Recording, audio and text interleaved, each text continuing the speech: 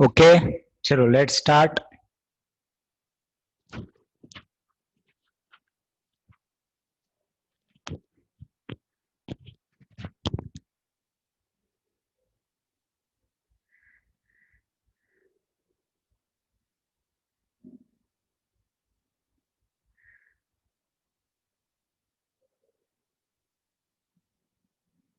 चला, आले का सर्वजण?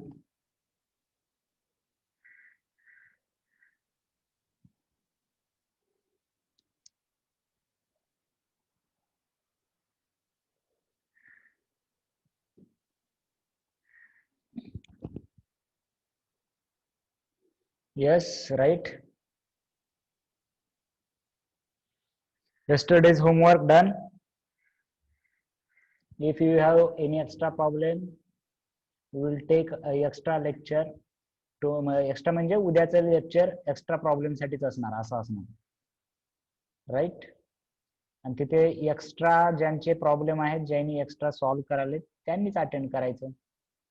राईट, म्हणजे तिथे समजणार नाही ना बाकीच्यांना. आज मात्र आता समजू शकते बोर्डाचं आहे. राईट. किंवा असंही करता येते बघा, त्यांच्यासाठी शनिवारी पण लेक्चर ठेवता येते. पण मला वाटतं जरासं ऑनलाईन मध्ये जरासं तुम्ही फ्री राहिलात तर जरा बरं पडेल. एखाद दिवस आता तुम्ही मोबाईलच वापरता का काय वापरता मला माहित नाही फ्री राहून, पण मी तर विचार करतो की तुम्ही असं असं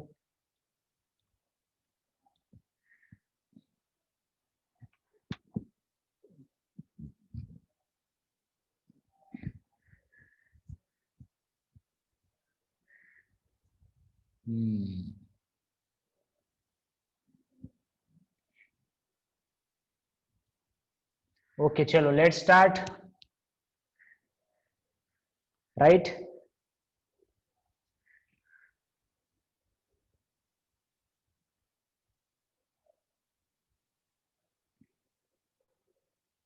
पहा, लक्ष द्या.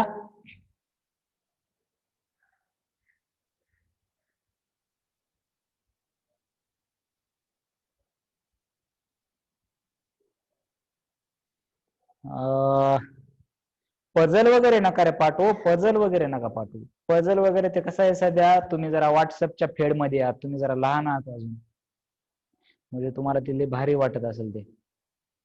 पण ते पहा, उगं काहीतरी फालतू क्रिएट केलेलं असतं एकमेकाला फॉरवर्ड करून वगैरे.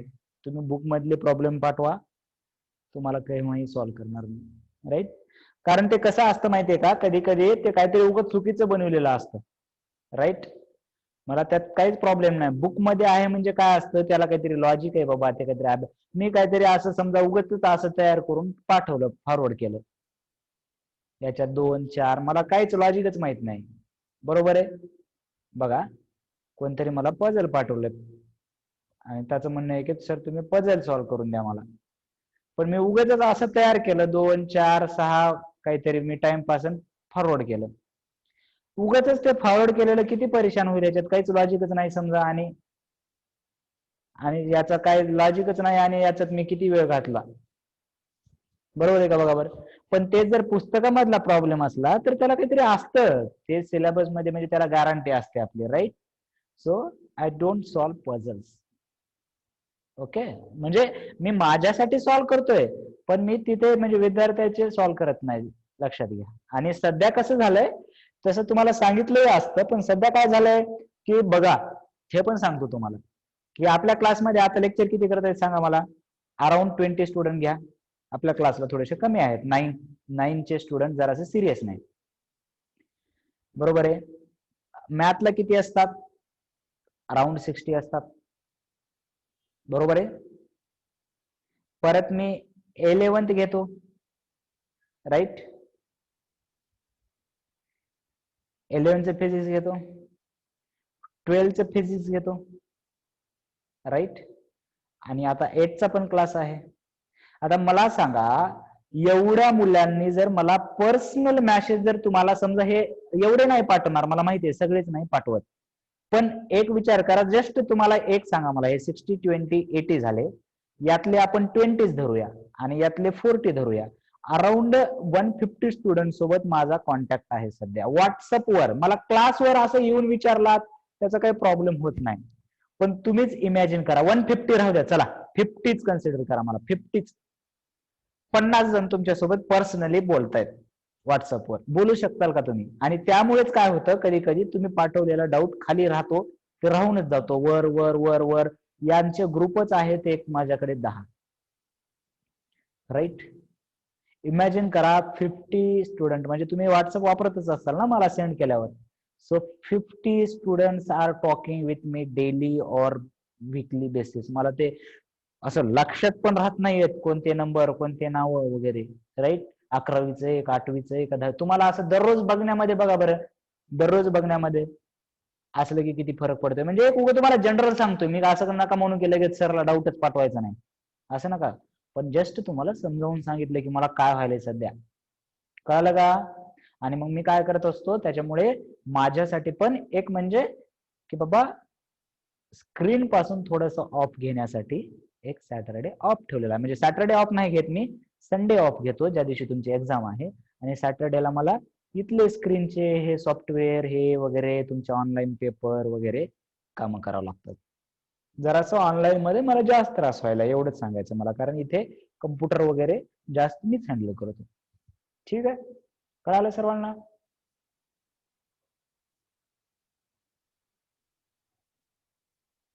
ओके. आता बेस्ट एक्झाम्पल पाहायचं आपल्याला की 8 जर पक्की असली तर 9 सोपं जातं, 9 जर पक्की असेल तर 10th सोपं जातं, आणि 8वी 9वी 10वी याचा जर बेस पक्का झाला तर 11th and 12th is very good और व्हेरी इझी असेल आपल्यासाठी किंवा फायद्याचं असेल. त्याचं बेस्ट एक्झाम्पल काल आपण प्रूफ पाहिला. कोणता प्रूफ आठवते का तुम्हाला? काल आपण प्रूफ पाहिला कोणता?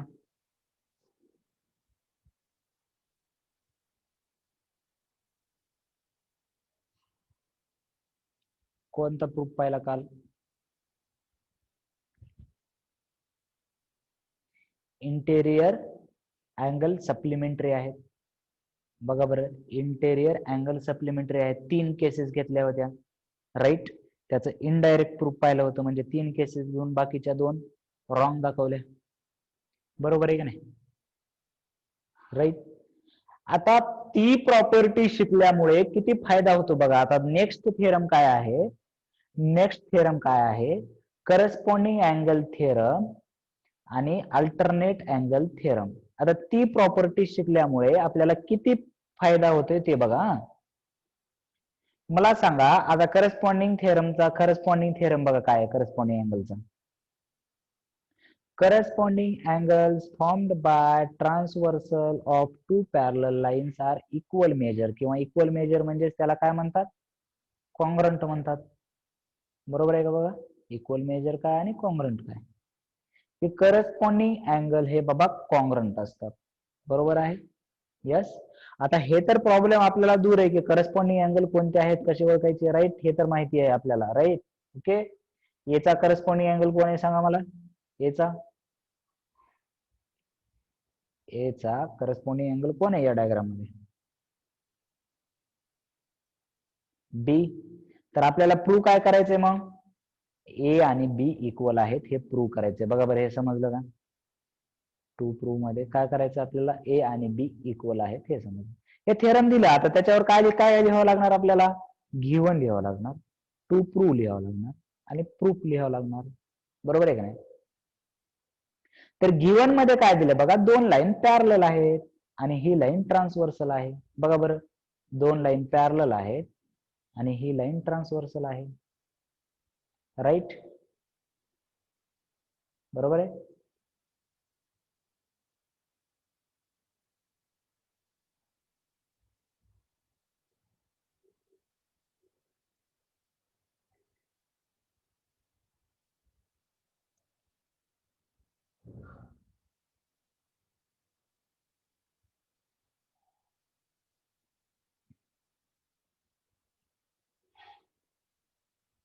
ओके.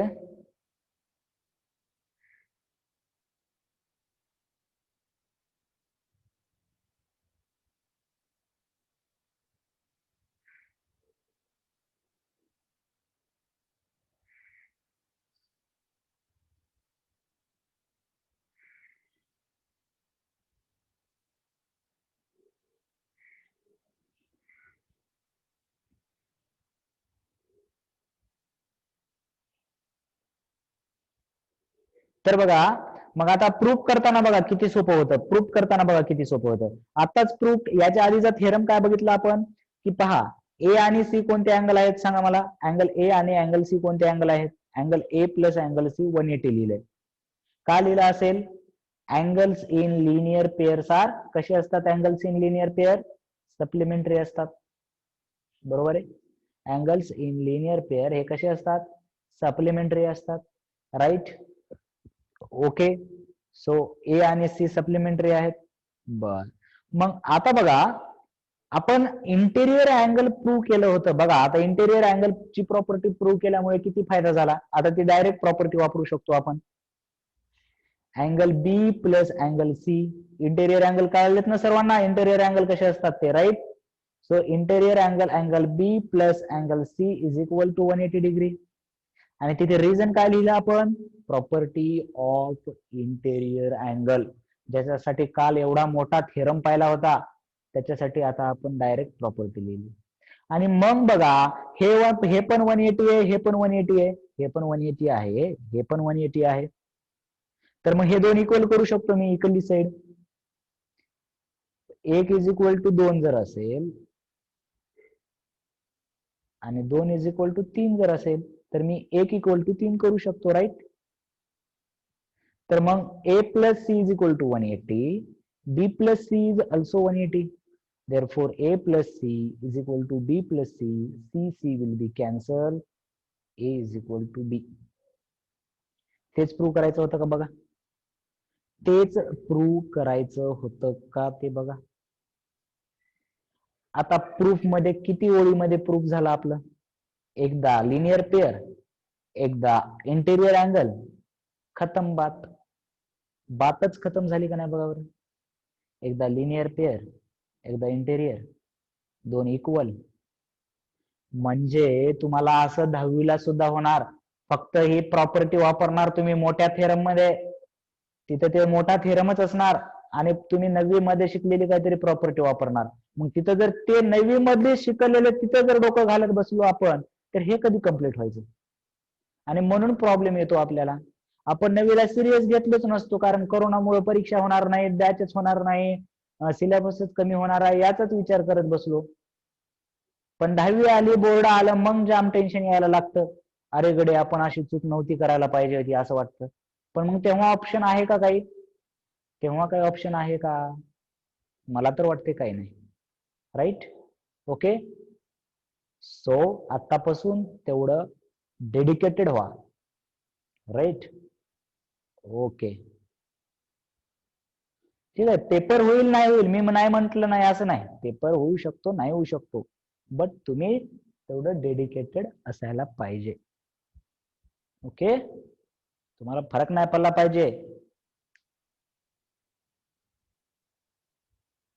आता परत याचं पण बघावर असंच आहे का, आधी हे लिहा, करस्पॉन्डिंग अँगल थेरम लिहा आणि प्रूफ लिहा. इथपर्यंत डायग्राम काढून चला. करस्पॉन्डिंग अँगल थेरम लिहा आणि इथपर्यंत प्रूफ लिहा हे सर्व.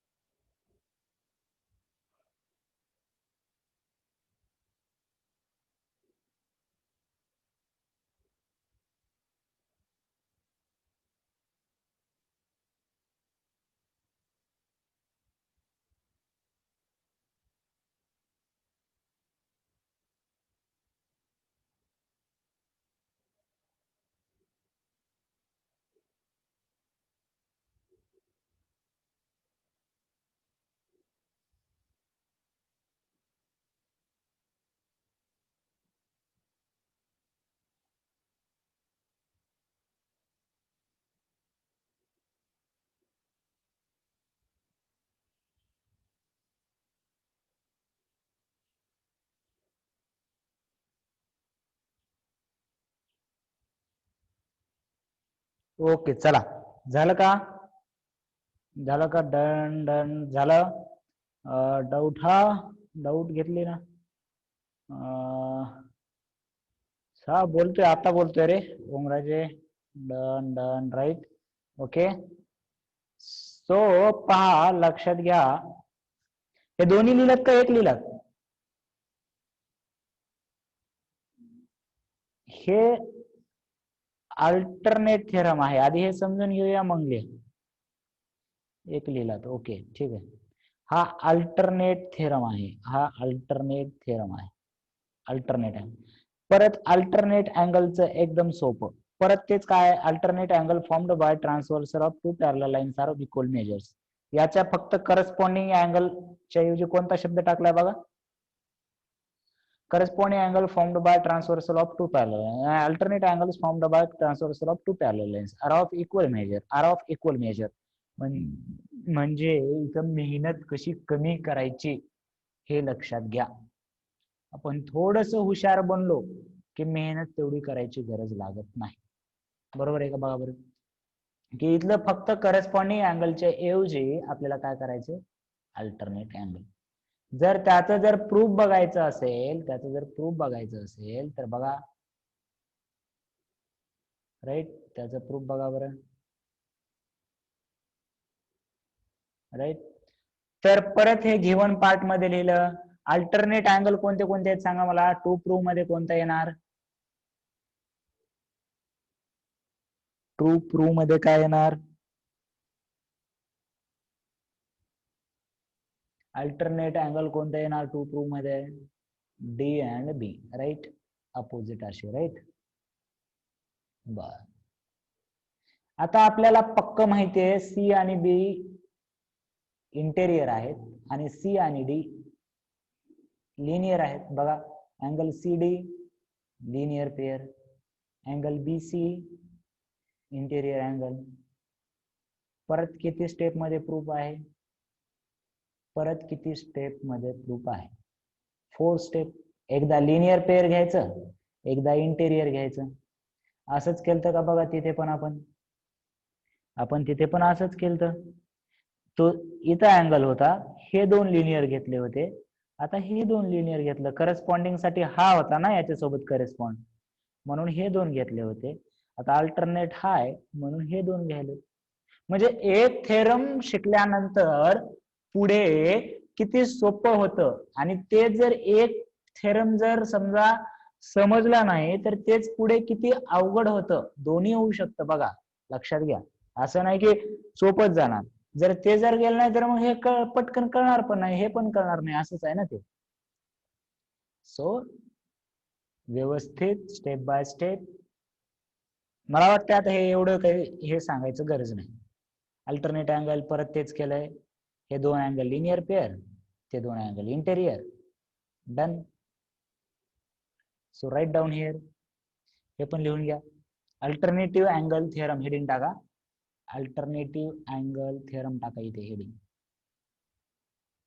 वरचा. करस्पॉन्डिंग साठी हा अल्टरनेटिव्ह साठी.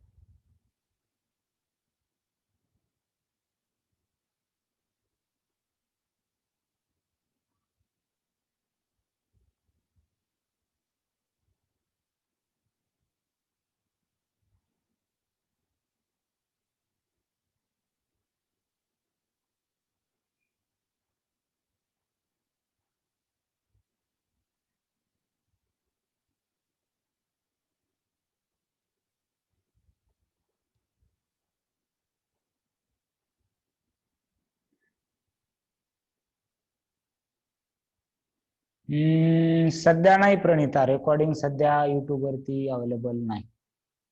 कोणतं लेक्चर पाहिजे तुला?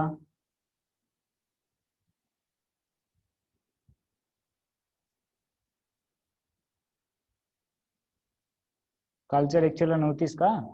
अरे मी ट्राय करतो, ठीक आहे. मी चेक करतो, कन्वर्ट करावं लागतं त्याला, कन्वर्ट करतो आणि असेल तर अपलोड करतो, राईट.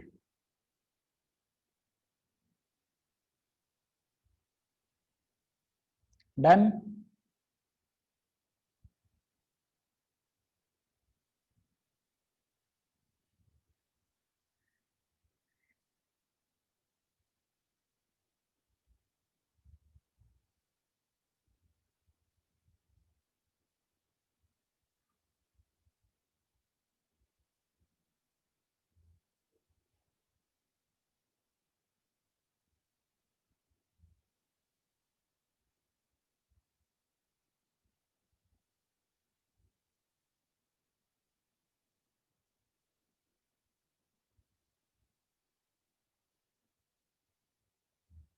डन.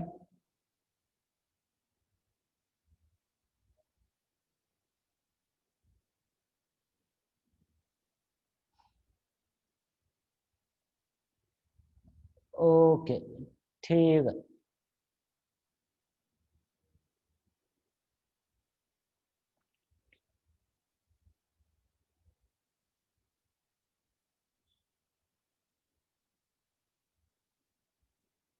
तर आता आपल्याला हे पक्क माहिती झालं प्रॉपर्टी थेरमच्या. त्याचा उपयोग करून आपल्याला प्रॉब्लेम सॉल्व्ह करायचे आहेत. पहा, one by one, one by one, one by one. Right. First of all write down the question number 1 from practice set 2.2. write down the question number.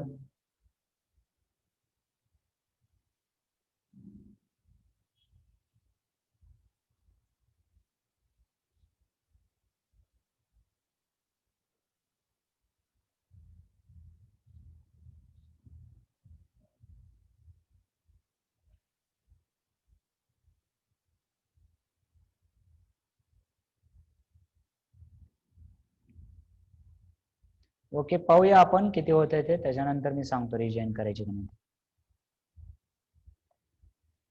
Question number 1.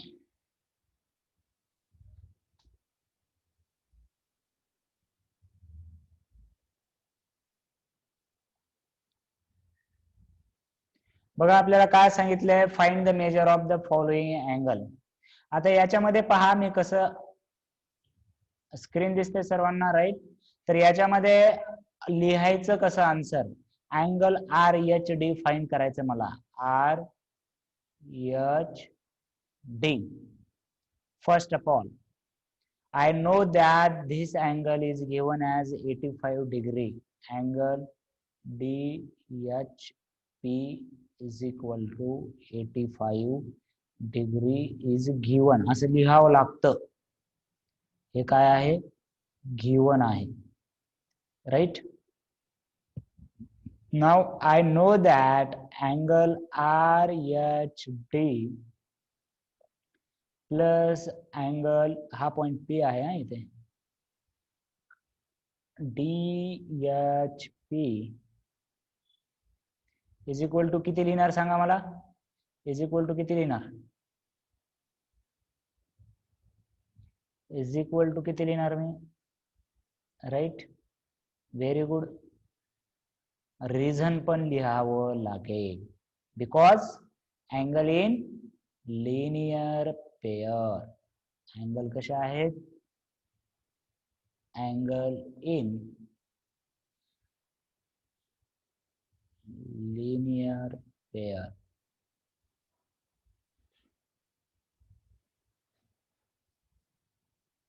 बरोबर आहे का बघा.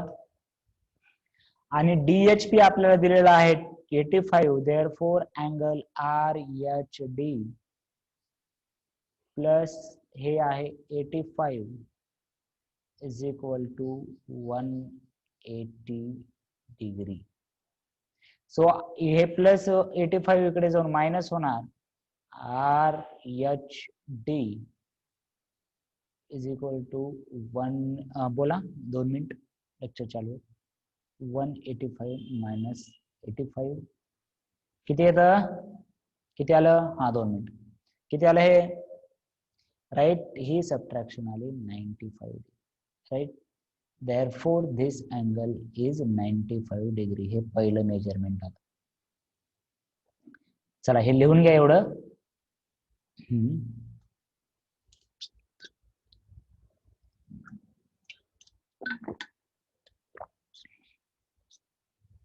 बघा सर्वांना नोटीस आहे, इथे इम्पॉर्टंट नोटीस आहे. तुमच्यापैकी फीस न भरलेला आहे का? फीस किती जणांनी भरली? लवकरात लवकर फीस भरून घ्यायचंय, लक्षात घ्या. जे स्टुडंट आहेत त्यांच्यासाठी नोटीस आहे, लवकरात लवकर फीस भरून घ्यायचं आहे. फीस ऑनलाईन ऑफलाईन दोन्ही पद्धतीने तुम्हाला भरता येईल. कोणती मेथड तुम्हाला सोपी जाते? फीस किती आहे ते माहिती आहे. आय थिंक एकदाच भरली तर 5,000 आहे, 2 टप्प्यात भरायची असेल तर 5,500 आहे राईट, एका विषयाची. सो फीस या वीक मध्ये भरून घ्या. सोमवारपासून तुम्हाला लेक्चर करता येत नाहीत बघा, ठीक आहे. सो लेक्चर मधून तुम्हाला ते लिंक मधून ब्लॉक करण्यात येईल. ओके, सो लवकरात लवकर फीस कंप्लीट करून घ्या. Without fees you can not attend the lecture. बघा कोणी राहिलेत, कोण आहे, काय आहे ते बोलून घ्या. नंबर दिलेले असतील फीस साठीचे, त्या नंबरवर ऑनलाईन करायचंय ऑफलाईन करायचंय तुमच्या पद्धतीने ठरवून घ्या. राईट, आपला सेकंड चॅप्टर सुरू झालेला आहे. पार्ट फर्स्टचे 2 चॅप्टर झालेले आहेत. तुम्हाला क्लिअर आयडिया आली असेल. तुम्ही स्टुडंट आहात, तुम्हाला माहितच आहे आपल्या टीचिंग बद्दल काय. तर ज्यांना कंटिन्यू लेक्चर करायचे त्यांनी कृपया कंप्लीट करून घेतल्याशिवाय लेक्चर कंटिन्यू करता येणार नाहीत. ओके,